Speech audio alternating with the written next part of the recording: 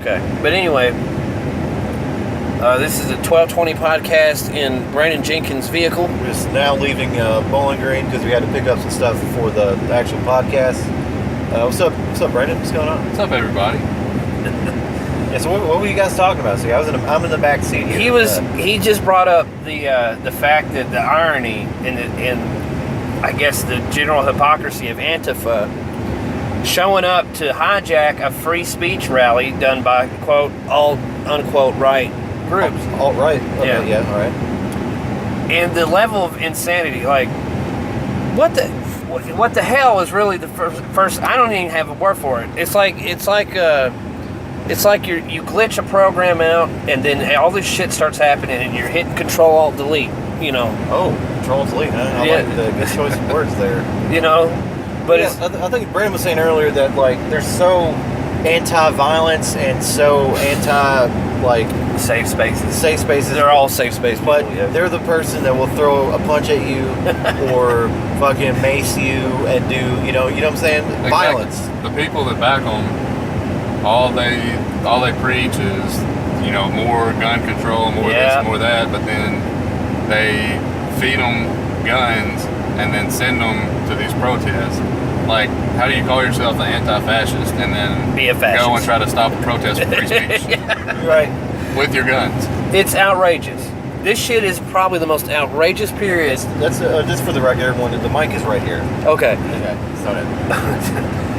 This has to be the most outrageous period I can ever remember in politics. It's sensitive. It's very sensitive. Go ahead. And so I might have overdriven it. I'm sorry. I thought it was back there. But like Case and I had mentioned this before about how. But the microphone needs a safe space. The microphone needs to be. I'm sorry. I'm so sorry. These are trigger words. Oh, what's the proper pronoun? The proper pronoun for that microphone in particular is white microphone. It's a white microphone. Okay. I don't want to offend it. Yeah, proper. And it'll jump out. It'll pull itself out of the phone, and it'll get like a man bun and start throwing like hipster mustaches at me. You get maced. Get maced with mustaches. Anyway, and the only thing is like all the presidencies we can remember living through. Well, as far as we're concerned, only things economically subtly changed. Nothing ever really changed, but the technology did. And what we have to the reason why I pointed that out is because we need to start understanding who really fucking has us by the balls. You know what I'm saying? Yeah. Yep. And it is your little tech companies. Well, I'll say little. I'm being, I guess, ridiculous. These are huge companies. Yeah, I know. You think Facebook was that was technically a small company that blew up, Facebook was one of the most genius things. Brandon, you know what I'm really scared of? Google. Because everything, like, legit, like a lot of college tests that I took, I've Googled a lot of the answers. Everything I ever pirated my whole life, Google's there. Google's like, here's a step-by-step how to do that. Yep. And, whatever weird, silly porn I've ever looked up, fucking Google knows that. I've Googled, like, if I'm trying to catch up on what an ex-girlfriend's doing or whatever. So, Brandon, do you fear Google? Do you fear it? Is it Skynet? Oh, it's coming. I mean, like, all this shit, it's not really fake.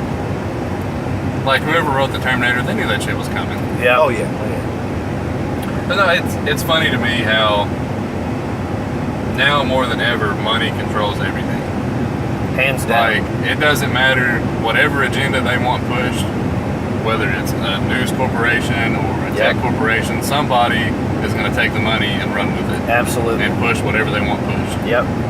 Because, I saw a post the other day, which, I mean, whoever you want, whoever you agree with, political-wise, it's interesting to me how you have 8 years of a Democratic president, and all this stuff is racist, the whole country's racist, but then the whole time he's in office, the statues are okay, and then as soon as the Republican takes over, now all of a sudden these statues are wrong and we need to delete history. And you bring up something very important about that. That is very weird. That's very weird. The reason why it seems like to me, it's like someone handed somebody a script and said, look, regardless of who's the director, this is how it's going to go down. Because I bet you, like, let's just say Obama got, for some reason, another term. What would have happened? They didn't get their gun control shit because, you know, they were really it seemed like every other month there was a big shooting and people were dying and it was awful. And then gun control, we got to do something about the Second Amendment. Then it stopped when Obama left. So it did, like overnight. Okay. Obama got out, no more of that. So I think what was going to happen, the plan was to stage a form of rebellion for the Second Amendment, and that we're going to call the white nationalists out as the aggressors. Okay. You know, today, here's what the equivalency of this is. You know, there's a lot of people that denied the Holocaust ever happened. Which is weird. And, you know, that's pure insanity because it did happen. Right. So he's saying that General Lee and the Confederacy, that didn't happen? Exactly. It did happen. It was a part of history. No matter how you look at it, taking down a statue ain't going to change fucking shit. Well, and, you know what I'm saying? And another point that I thought was interesting was, I think it was Kentucky's Governor Bevin. Yeah. Said one of his biggest fears was you have the statues up, and regardless of how you feel about them, you know who that person was, what they stood for. Yeah. So one of his fears was that you remove the statues, and then you can see history maybe repeat itself because you don't have the stuff there to remind people of what happened. It's true. Bevins, I think Bevin's all right. A lot of people hate that dude, but I think he recently signed in something about prayer in school is cool, or you can teach the Bible in Kentucky schools, which I don't give a shit. I think that's pretty care. All right. That's cool to me. I never thought I would say this. A lot of people see that as being like, no, they should never do that. But right. We're in the Bible Belt, dude. I really think that some Bible's of these kids be need there that around shit. somewhere.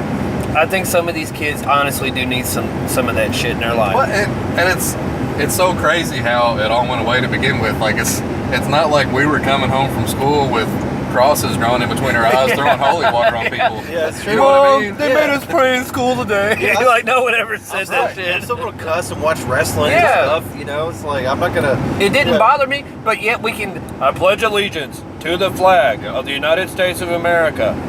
You know, like damn. All right, whatever. So. Yeah, pretty much. We got to the point where it was like, fuck God, but go USA. Yeah, pretty much, exactly.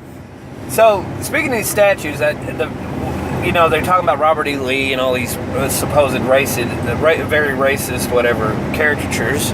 Yeah, the Supreme Court in Washington, D.C. has, I believe, and y'all can Google on this for me if you like, General Albert Pike has a statue in Washington, D.C. Albert Pike was the founder, the inventor of the Ku Klux Klan. And this is a statue of his ass. He's like one of the most beloved generals in United States history. This guy is also one of the most, versed 33-degree Freemason. Just saying. I don't know if that's neither here or there.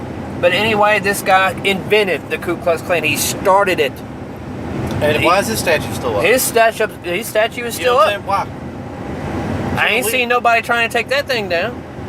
But yet, General Lee, when you get into the war... He lost. Yeah. I know. Maybe. And not only that, but it's interesting to me how Lee's the bad guy, but going into the war, right? Ulysses S. Grant, who was the commander for the North, owned slaves. Yeah. Lee did not. Right. Which is strange. It's so weird. Yeah. You know what I'm saying? It's so strange. And then meanwhile, Eli Whitney's thinking, do I put this thing out yet? Yeah, he's just waiting. This cotton gin's a pretty good idea. No, hold on. I saw an article the other day where there's a group going around now that's petitioning to have like George Washington removed from everything. Like they want his face removed from Mount Rushmore. Here's the thing. Why now? How are we that far? Why now is the question. Exactly. Well, it's all about agendas and what they want to push. Like I saw a picture the other day. Robert Byrd, who was a Grand Wizard in the KKK and was in government for 50 years before he died. Oh wow. Obama went and spoke at his funeral. What? I mean, you can look it up. I could be wrong, but I'm almost positive. But I mean, how do you get, like, could you imagine if a Grand Wizard, regardless of what job he got into after, of the KKK died and Obama and Trump went to his funeral and spoke right now. Right. Like, Dude, like they would literally burn. Oh my God. No, they would burn the fucking White House down with him in it. Exactly. It's Kill just his crazy. family. That is. But it's all about what they want to push. Like I believe that's why with Obama you never heard anything with the statues, because his presidency they pushed gun control. Yeah. Like you had a church full of African American people killed by a racist white dude. Yes. Right. And nobody wanted statues down there. Exactly. But then now all of a sudden you've got Exactly. the Yes. alt-right, all this shit going on. This and stuff now is- the statues are racist. And Exactly. This stuff reeks of premeditated, pre-thought out. They're trying to generate disobedience. They're trying to create a very chaotic situation in which a new order, a new form of order is going to take its place. Now, the only thing that can break this down to a complete goddamn chaos is either one or two things. One, an earth event of some kind. Let's just say a major continental drift of earthquakes. The ring of fire goes off. A solar eclipse. Or a solar eclipse. Where Ah. millions of people are going to be concentrated in certain areas in national parks, and NASA's watching your ass. Very interesting. And then, or a money collapse. Yep. Either a natural disaster or a complete, with like the fucking that ransomware. Yeah. Oh, what happened? Oh, I was just moving. Oh, my bad. Anyway, where they were fucking with ATMs and stuff. If that was to happen on a bigger scale and it was unavoidable and we can't fix it, the chaos, dude. The fucking chaos. Like, especially on a Friday or on a Monday. Or on a payday. Or on payday. Yeah. People be flipping out, man. Well, I think they push all this shit, like you said, to create a divide. Mm-hmm. Because at the end of the day, like you said, if something like that went down, the more divided the country is. Yep. I mean, you would see gas prices, tobacco prices, everything Yep. shoot through the roof Yep. to generate revenue. Uh-huh. And if the country's divided, everybody's looking for outs. Yep. It's going to happen. Yep. Because was it divide and conquer? Yep. Divide and conquer. Exactly. Yeah, but I'm just so it's all right. I'm not saying particularly love everything that Donald Trump does.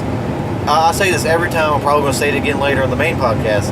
You got to be highly suspicious of something where they just completely hate on that dude every day. I've never seen all anything day. like I've that. never seen this before. Exactly. It seems like he's been president for like 3 years. He's only been in there for 8 months or so. Yeah. Well, I mean, you look at all the criticism that Bush got around 9/11 and the Iraq War. Yeah. Even he didn't get as much hate. And he had more reason to... Exactly. You know what I'm saying? Yeah. That's what blows my mind. Clinton got impeached for getting blown down in the White House. Yeah. And didn't get this much hate. I know. And Unbelievable. I'm like you. He doesn't fit the status quo. Right. And he came in with the agenda of, I'm not a career politician. I'm not here to do what all the big money people want me to do. Exactly. And that scares people. Yes, it does. Yeah, because, all right, I remember watching the debates leading up to the election. And I was like, I can't believe this motherfucker's saying this shit. Yeah, like Ron Paul. Yeah, because he just he just looks at Hillary. He's like, I'll put you in jail. We'll be in jail round. Like, He that shit was hasn't done baller. it yet, but he just completely shut down everything that Hillary said. Brought up NAFTA. It's like, what Yep. the hell is this dude doing? But this also goes back to this knowledge of pro wrestling that thankfully everyone in this truck has. It reminded me, though, of like a clever angle in Yep. a way. They Yep. brought that guy in there. He's stone cold, basically. Yeah. And it's kind of more like the Daniel Bryan thing because, the news media in this case doesn't want him. Yeah, everyone's like, fuck yeah. Fuck Trump. Yeah. It's terrible, but Yeah. he wins the presidency. He won. 100% of the media destroyed was it. like, fuck you, Donald Trump. But guess what? That's what happened. He won the presidency. What does it Because say about the mainstream media? Yeah. We can't forget the complete collapse of all these people Yeah. that were projecting Hillary to win Yep. by Yep. a large margin. Yep. But do you wake up the next day, we got a new president and it's Donald Trump? So how could you ever trust the media again? Exactly. I remember Kevin Kamer, I texted him. I was like, dude, It was the day after Trump won. We're going to see the end of traditional news media in America very soon after this, because they just showed their ass. They really showed. We all knew it was bullshit for the longest time. But after that, it's like, you know. And I think that's another reason that he pisses so many people off is, I mean, throughout the years, there's always certain news organizations that lean one way, certain news organizations that lean the other way. But nobody's ever called them out. No. And he calls them out. Yeah. I mean, national TV, he'll call them out. So he had them freaking out. All these news companies are backed by the people that are pushing the money to make the decisions. Absolutely. So not only does he piss the media off, but he's pissing off the people that are giving them the agenda they want pushed. Exactly. It's so good. Yeah. See, it's like I've never seen that. We're living in a very interesting fucking time. I know. Yeah. Yes, it is. Yes, we are. And I think we should take a small break and sample this because we got a lot of podcasts to do. Right? 12:20 on the road, son. Brandon Jenkins.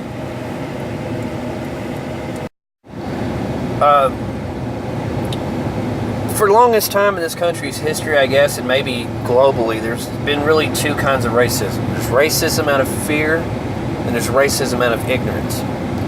And the racism out of fear one is kind of tricky. It's a tricky one. That is usually it's possessed by these trillionaires, these billionaires that are white, nerdy guys like, oh, hey, Mr. Black Guy, they feel very inferior to the obvious genetic specimen of an African American or an African person. Okay. And this racism of fear is also driven by the fact that what if, in the back of their mind, they're back to the primitive. They're out there and we have to get worms out of logs and shit and go into caves. And we're competing for food and sex, right? Just like any beast. Okay. We would be destroyed by black people, just like that. Yeah, I know. I'm talking about native black people I in the fucking. I had a few margaritas with Sarah a couple of weeks ago. I was talking about like how racially superior black people are, and that's not even being racist. No, it's the truth. Me personally, as a freckled white dude, I cannot be out in the sun more for 10 minutes. Yeah, Okay? me neither. You know what I'm saying? It's not a stereotype. Like, generally, black people jump higher. They do things better. They do a lot of things physically besides better. play hockey. And they just, historically, but see, that's the thing. Don't fear it. No, that's the problem. I admire it. Yeah, I admire it so much because that's the human. We're human, and that's probably the best version of it. I also think the racism by fear is also the portion of racism that is fueled by media. Absolutely. And all that shit. Yeah. Because the racism of ignorance is more, I think, especially around here, is more of how you're raised. Yeah. You know what I mean? It's the shit you hear, the shit you grew up with, the people you're around. Yep. And yeah. Absolutely. But yeah, because the biggest thing I always heard when I was little was like birds with a feather flock together. I don't know if you ever whatever that. Yeah. So silly. What happened particularly in Kentucky, and what slowed it down considerably. 2002 is, I think, when we went to Afghanistan, right? The war, second time started. Okay. There was a lot of families that had, family members and whatever that went off to either the basic training or to go into war. So you had black, white, Latino, all them people. All of a sudden, they have something in common, Yep. So-and-so's gone, man. It breaks my heart. Yeah, it does me too. And another thing that sprung up shortly after that was the drug culture. And no one ever thinks about this shit. Why would Billy Bob Joe six-pack, redneck rat out his black drug dealer or vice versa? Because they all are united under a common thing. They want to be high and they don't want to be depressed anymore. So, not to assume that this all is perpetrated by blacks, but it's actually pretty even by blacks and whites, no matter what city you go to, as far as drug traffic is concerned. But when you're an addict to say something like methamphetamine or heroin or pills, you kind of let shit go. It's another priority now.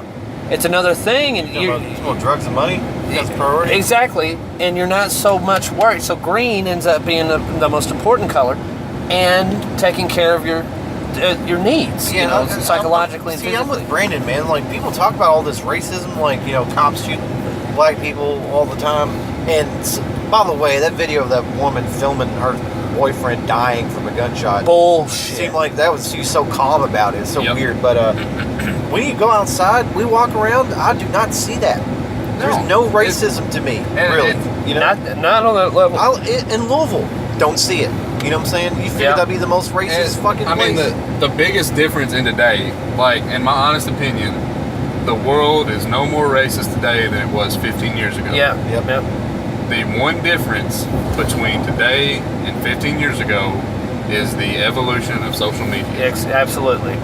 Today, not saying that there's not ever police officers that kill an innocent person. Yep. But it's convenient to me how every time one of these videos makes it on the internet of a cop shooting somebody, it's always at the end of the escalation, right? Yeah, we don't know the whole story. You don't see the person who I would say probably 9 out of 10 times was resisting or being combative. It's easy to film what you want people to see. Yeah, instead of the whole picture. Absolutely. Yeah, it's not Trayvon Martin, but who's the other dude that clearly went to a convenience store, stole some cigars, then he got combative with the cop and he got shot. Oh, I forgot that guy's name. Me too, I forgot his name. But yeah, there's always so much more to the fucking story than that bad cop. He was being a bad cop. He just walked up to the black guy and shot him in the face for no reason. There's always a reason. There's always something that's happening. But here's something I still disagree with, though. We live in an age where there's 1,010 different ways to disarm or to demobilize a person other than shooting them. You know what I'm saying? And killing them. So I still disagree with like shooting them. Yes, that's what I'm saying. There's several of them that you can see and be like, well, yeah, I could see maybe they could have done it, but why didn't they do this? Exactly. But I mean, there's some like I don't remember the name of the person, but there was one where the officer had stated they thought they were reaching for a gun and they had reached in their pocket and got their cell phone. Right. Yes. Yeah. But when the officer's telling you to be still, put your hands up, and then you reach in your pocket, and don't I know me personally, when I've got a wife and children at home, I don't really give a shit what you're going to pull out of your pocket. If I'm telling you to be still and we're in a combative situation and you reach for your pocket, I'm not taking a chance of you getting your gun out and shooting me before I can do something about it. It's more of a human thing there. Yeah, because like I'm not being an asshole or being a pussy, but if a cop has you in a situation, I'm going to fucking bow down to whatever the fuck that dude tells me. Whether I was wrong or not. Yeah, because he has a gun. Yes, and you know what I'm saying? It's not right to feel like, like a little worm, but I would rather be alive or sleep in my own bed than go to jail. I would comply completely. I do have a line. Me personally, if I'm in a situation, let's just say, because there's two very complex issues this cop thing does bring up. Number one, yes, there's bad cops, but that's not every fucking cop. That is a small portion of cops in general. So what do you suppose, what are they trying to say here? We need to get rid of cops? What are we going to replace them with? The fucking military? See? Do you want that shit? Do you want the military marching down the goddamn street? It's true. Go to bed! Grenades? You talking about somebody on the edge? Well, see, and that's the thing. Like, if that ever were to go down, I don't even think it would be the military. I think, again, you would see the people with all the money that are controlling all the moves anyway. You would see privatized security. There you go. Which is, then you're in a fucking, it's like fucking world. You're fucked. You're in a controlled state. Yeah. Because you can't buy like a gallon of milk and also pay Joe Bodyguard $600. Exactly. Yeah. So maybe, since you brought that up, and that's a good point, the privatized security. The point I was making, the line is, if someone comes into my home without a warrant, that's true. If somebody comes to my home and says, I'm taking your ammo, I'm taking Well, oh, it's a kid. Did you see it? Yeah, I saw it. I got distracted. Anyway. Oh, kitty cat. Fucking Josh Griffin, man. Yeah. He told. All right. If you're being compromised to the point of your ground is being invaded, someone's about to take you and your family down for no good reason, you have to at least show some balls. That's true. See, I'm talking about good cops. But this scenario, I believe, would not be something that your state police or even your county fucking police would want to ever be in, because they too have kids, they have families. And here's how I relate it. Like, if anybody's ever seen the movie Sully, which is a true story about Tom Hanks played the character of the guy who had to land the plane in the Hudson. Okay, I haven't seen that yet. Yeah. All right. There's a portion where, I mean, pretty much the whole time they're trying to blame it on him, saying you could have made it back and landed safely and all this stuff. Yeah. And they're running all these simulations, and they run it. And kind of what I was talking about earlier about getting the perfect picture instead of the whole story. Yeah. They show the simulation being ran perfectly to where he could have made it back to 2 different airports, and then he asked the question of how many test runs did they have before the simulation that we're seeing, and I want to say it was like 13 test runs before they got it right. Whoa. Huh. And then that still wasn't good enough. They were still trying to pin it on him. So then he also brought up the fact of, as soon as the plane malfunctioned in the simulation, they immediately turned and started headed for an airport, which in real life you have to add in time for the human factor of whenever it all went down. He took the time to contact the airports to make sure he could even come back there and land. Plus troubleshooting what's messed up, getting the book out. So all this stuff of whether a cop should do this or that, at the end of the day, survival instincts kick in. Yeah. And there's always that human factor of, Yeah. I'm not dying. Yeah. Yeah. Exactly. You know what I mean? Yeah. Yeah. Because this thing is, yeah, like a lot of people did take the bait on the racist cop angle, and it's weird. And the thing is, and like I said earlier, it's like we don't necessarily want the state police all across the world, or at least the country anyway, to dissolve, because I don't think we're going to like that very much. The alternatives, whether it is privatized security, fucking robots, or fucking drones, or whatever the fuck, it's not going to be good. So, yeah, there is some cops need to understand decency and your rights, which is most important, because they take an oath to protect the Constitution as well. Right. But that, again, this represents a very vocal minority or an active minority of police officers.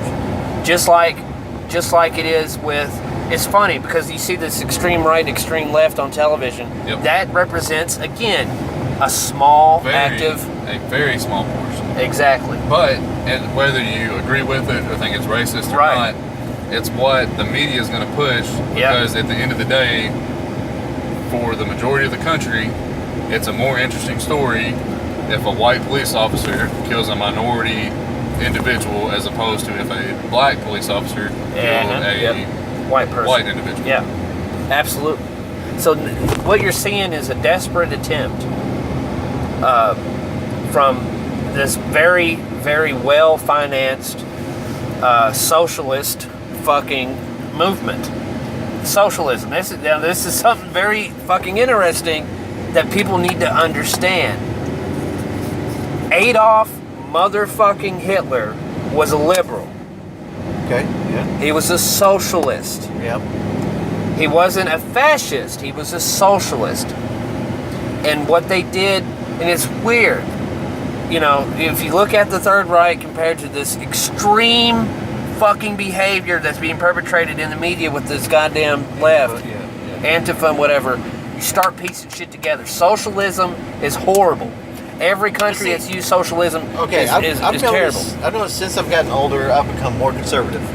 Me too. That doesn't mean I'm not liberal too, though. Yeah, I mean, I'm because there's things about the alt-right that's not cool. And there's things about all of these people that I don't understand. Yeah, like I like to consider myself like a conservative, little liberal, or libertarian. Kind of libertarian. Yeah, there you go.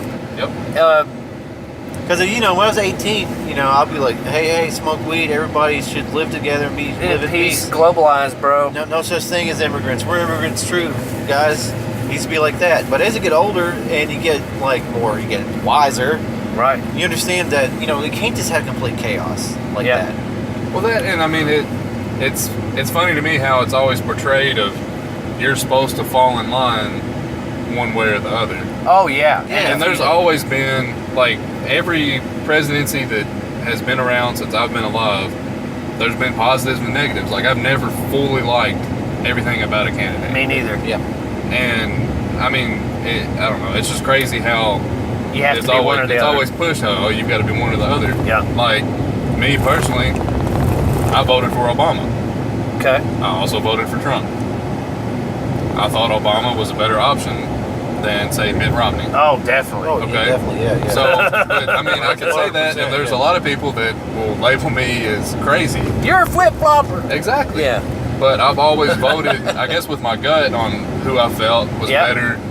I mean, not for everybody, but for me personally. Yeah, because it's your personal fucking right anyway. It's your decision. Speaking of that, this is the first time I've thought of would ever say I would re-register as a Republican. You know what I'm saying? I thought I would never say You that. can be an independent. Well, okay, but I'm just saying, like, you know, Squirrel. if he's going to vote for Trump, you had to register as the squirrel. Oh, he's gone now, dude. Oh, okay. Yeah. You have to register as public, you know, because that's the candidate I would have voted for. I wanted to vote for is Trump. Well, you can write in I had to anybody. register as a Republican. Yeah. It's weird. But I thought I'd never say that. But here's 31 something years that's old, interesting. you know? All right, so you look at Hitler's regime and other socialists in history. All of these motherfuckers were socialists. Right down to it. You can call it nationalist because the Nazi Party was the National German Workers' Party. Yep. So Workers' Party, you know, the Labor Party in Parliament in Europe is the Democratic fucking. You know what I'm saying? Well, and it's crazy because you see, especially here lately, all the people labeling Trump as a Nazi. Yeah. But it's like you said, all the things that have been going on and how they compare to the Nazi Party. Hitler had statues removed of people he didn't agree with. Exactly. He stole art and everything. Yep. So you have to look at it. Whoa, and he was, and guess what? This thing is happening right now, ladies and gentlemen, and I want you to please understand this very slowly. This is about nationalism versus globalization. Globalization is the idea of a socialist in which everybody drinks from the same lake. Everybody gets money from the same bank. We use the same currency. That's what's fucking happening. This is what's going on. That's what they're pushing for. They're trying so fucking hard to make sure that the pieces are together enough And also, to globalize. I just want to say this: just because you love living in America doesn't make you racist. No. Just because you know That has nothing to do with anything. So don't get it twisted, ladies and gentlemen. Nationalism It's not racism. is not racism. It never has been. So nationalism is just fucking patriotism. So I think it's just I'm not okay. To me, it's disrespectful. See, I talk shit about America all the time, but I still love America because I fucking live here. You know what I'm saying? Just because I'm American, I love the aspects of America doesn't make me a racist. Yeah, that's what they push, dude. Which is outrageous. This is globalist. People get it confused. Like, I don't think there's anything wrong with patriotism. No, but I think the problem, which again I think it's a much smaller percentage of people than what the media will portray. Again, it's the people that have,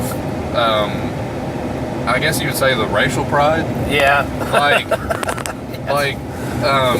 Oh my gosh. Like I'll never say I'm proud to be a white person. Because I would like to think that regardless of my background or my culture, that either way I'm who I am. Exactly. Right. I think it's a thin line, and I think that's where the media kind of contorts it. Yep. And George Carlin said it best about any kind of pride. He said, "Don't ever take pride in something you had nothing to do with." Right.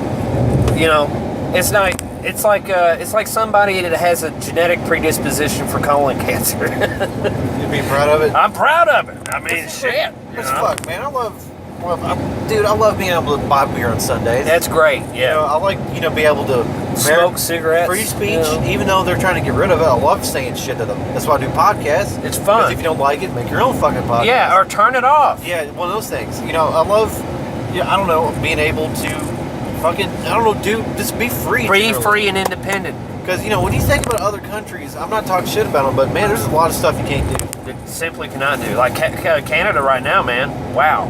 Yeah, Canada's turned into a fucking shithole. That's a socialist fucking country now. Just because they got legal weed doesn't mean it's dope. Just it's because good. you don't use the right pronoun. Jordan M. Peterson also. King tip. That dude is a genius. And he's also one of the most well put together, well constructed people to speak on these kind of issues, But I guess we just arrived at a Casa de Jinko. we're on our way to the Jinko compound where shit's about to get real. And I say that like a tiger saying great, but it's going to be real. What a rush. All right, this concludes the On the Road podcast. On the Road podcast with Brandon Jenkins. 1220. Whoop, whoop.